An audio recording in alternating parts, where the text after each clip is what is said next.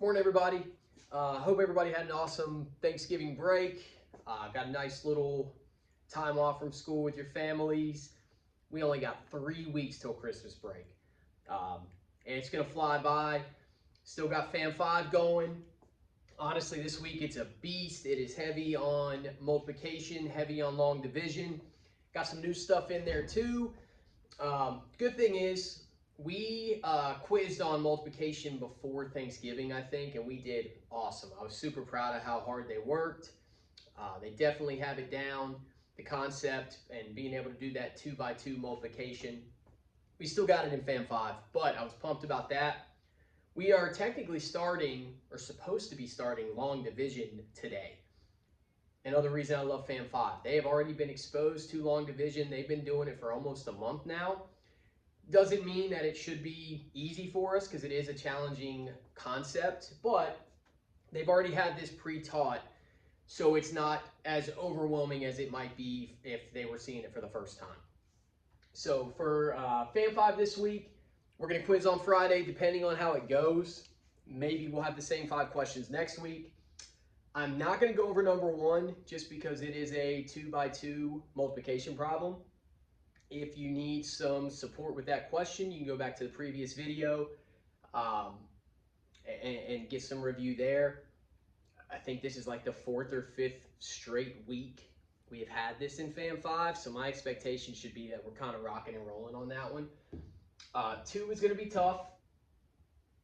It just says, what is the remainder for 576 divided by 5? I'm going no answer choices here.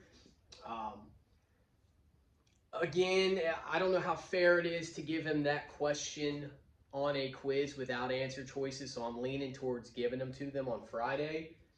My whole point is I don't want them to do this long division. Let me rephrase that. I want them to do long division. I don't want them to use their answer choices to help solve them. Is that a great strategy? Yes. But I want to see that we're able to follow the process. I don't know where my marker is. So I'll just go through real quick. We're going 576 divided by 5. We've been doing 2-digit and 3-digit dividends. We're always going to have 1-digit divisors.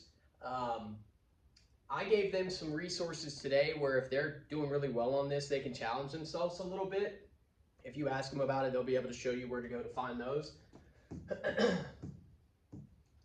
But we've got dangerous monkey, swipe bananas, same steps. We're going to divide, multiply, subtract, bring down. So starting with the division, I know 5 goes into 5 one time. Put it at the top. Multiply by that 1. 5 times 1 is 5. We put that underneath the number that we just divided into. That way we can subtract. 5 minus 5 gives us 0. And then I got to follow the steps. I'm going to bring down my next number, which is 7. They've heard me say it 100 times. If I bring down, I have to start over. I have to go through the steps again. So back to division. My new dividend now is 7. I got to figure out how many times 5 can go into 7, and that goes in once. Every time we divide, that number goes to the top. I'm going to multiply by that 1. 5 times 1 is 5. Then I subtract. 7 minus 5 gives me 2. And then I have to bring down that 6. And once again, I am starting over. Back to my division. 5. I just ate a Kind bar in like 40 seconds. Sorry, that's obnoxious. Back to my division. 5 can go into 26 5 times. It does not go in evenly. It doesn't have to. Multiply by that 5. 5 times 5 is 25. Then I would subtract. 26 minus 25 leaves me with 1. And your students or your kids should know, if there's nothing to bring down, I'm finished. So my quotient would be 115, remainder 1. But if they're to put that as their answer, I'm going to count that one wrong. Just filming here. What you need? Come to me when you're done. Okay. Rude. What was I saying? Oh, if they were to put this as the answer, I would say it's wrong because I only wanted the remainder. So that answer would have been 1. Again, long division, not easy, not supposed to be. If you know your facts, follow the steps, the process gets a lot easier. I posted some resources on Canvas for them to use that should help. You know, my expectation is kind of getting to the point now where, like, we got to be able to do this. We've done it plenty of times. They've got plenty of notes they can use in their notebook if they're taking notes. But we're going to start getting into the quotients now that have remainders. All right, number 3. This one, like, I honestly should just make a separate video for this one. It's still long division. This is what we call interpreting remainders. So I know you've got it in front of you, or hopefully you're looking at it. It says 161 students are going on a field trip. We're taking vans that hold 8 students. How many vans will we need in order to get every child on the trip? This doesn't come out and give you keywords where you're like, hey, I'm multiplying, hey, I'm dividing. Got to use a little bit of logic on these. You got to be able to see that, hey, I'm going equal groups of 8. 8, 8, 8, 8, 8. I would divide. So 1, you got to be able to do long division. Now, I'm not going to go through the whole process again, but if you did 161 divided by 8, you would have gotten 20 remainder 1. Here's where the logic comes in. We talked about if I called a rental company and I said, hey, man, we're going on a field trip. I need 20 remainder 1 vans. They would hang up on me. There is no such thing. So we've got to interpret what we're going to do with that remainder. We've got 3 options. And man, I hope they wrote these down because I told them to. You can either ignore the remainder. You can use the remainder. Or you can do what I like to call pushing up. You can say, hey, instead of going 20 remainder 1, if I've got a remainder, let me push that number up 1. And so for my push up, instead of saying 20, I would say 21. If I were to use the remainder, I would say 1. And if I were to just completely ignore the remainder, I would say 20. I like doing this because I'm giving myself answer choices. And in turn, I'm eliminating answer choices. When I look up here, I know the only possible answer choices, as long as I divided correctly, are 21 and 21. 19 is not a possibility. 22 is not a possibility. My only possible answers are 20 and 21. I can get rid of 1. And again, logic. How are we going to get 161 kids on that trip with 1 van? That doesn't make sense. I really like this because I can check my work and I can know if I'm right without even getting it checked by Mr. Huber. Like, I know it's right. So I'm either getting 20 vans or 21 vans. And my whole goal is I got to get 161 kids on this trip. If I had 20 vans with 8 kids in each, that's enough room for 160 students. If I had 21 vans with room for 8 children in each, that would be enough for 168 students.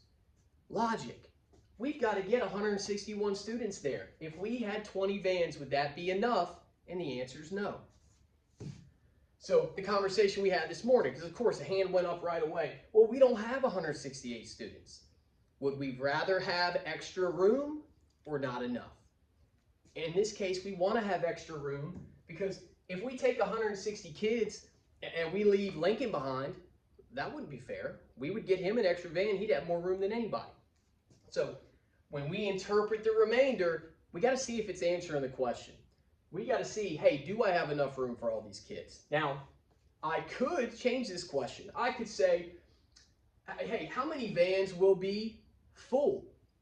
In that case, I would ignore the remainder, and I would say 20 of my vans are full.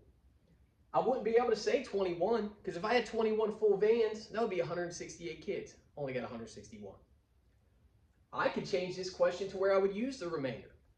I could say how many kids are going to be in the last van. In that case, it would be 1. So interpreting is hard. Honestly, the long division part's the easy part here, and that's not even easy. So being able to use logic and talk yourself through this question and seeing if you're even answering the question, that's going to take some time.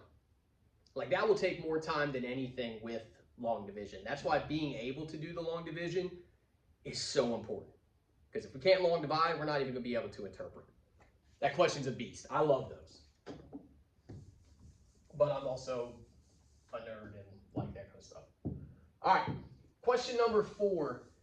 They hadn't done anything like this before. I know they've seen number lines in 3rd grade, but it was asking which of those letters represents 2/5. I told them what I'd really like them to do is to draw that number line in their notebook. And guys, not every number line is, I'm talking to you like I'm talking to kids. Not every number line is going to be cut into the same amount of sections. So we've got to figure that out first. I just call it counting jumps. Starting at 0, jump until you get to 1, see how many sections you're in. So starting at 0, we've got 1, 2, 3, 4, 5, 6, 7, 8, 9, 10. I know my number line is cut into tenths. So I'm going to give a fraction to represent all of these sections, knowing that the denominator will be 10. Now, just to save time, I'm only going to do A, B, C, and D. But to figure out what A would be, again, I know I'm in tenths. I'm just going to count my jumps. 1, 2, 3. A is 3/10. B would be 4/10. 5/10. C would be 6/10. D would be 7/10. Obviously, none of those say 2/5. So I think we're pretty good now. We're at the point where I know what I'm looking for. I don't see it. One of them will be equivalent. We would cross multiply. I would take 2/5. I'd put it next to all of them. If you compared it to B, which is 4/10, boom, boom. 5 times 4 is 20. 10 times 2 is 20. And the same thing I say every time. They look completely different. They represent the same amount. And then we talked about this too. If you're listing all your fractions out, if 2/5 is on here, pick it. You don't need to cross multiply if you see what you're looking for. You're only doing that when you feel confident that you did it correctly, but you don't see what your answer is. Now, if you cross multiply and it's still not there, you made a mistake. I told them that's the one that's probably going to improve the most tomorrow. You don't need to see that many times in order to know what to do. It's just making sure you're counting the jumps correctly. All right. Last but not least, I hope I'm not going too fast. Well, it's YouTube. You can rewind and do all that stuff. All right. So we had never done this before. It says, what is 8/12 in simplest form? This is something that'll be coming after Christmas, simplifying fractions. The biggest chunk of the EOG is fractions, so this will be really important. And we talked about if you have the option to do something the easy way or the hard way, I think most people would say I want to do something the easier way. So to put a fraction in simplest form, we want to make the numbers as small and as easy to work with as possible. So we talked about, we got 3 steps here. First thing we got to do is we've got to list all of our factors for numerator and denominator. For those of you who know your facts, you're going to fly through this. If you struggle a little bit with your facts, that's why we work on them every single day, and we talk about how important they are. So I like to kind of list the factor pairs out to the side. I know I can do 1 times 8 and 2 times 4 to get 8. It's really important that we put them in order from least to greatest. So 1, 2, 4, and 8, those are my factors for 8. And then I would do the same thing for 12. I'm listing my factor pairs, but I would list all my factors here for the number 12. That's step 1. Got to list all the factors.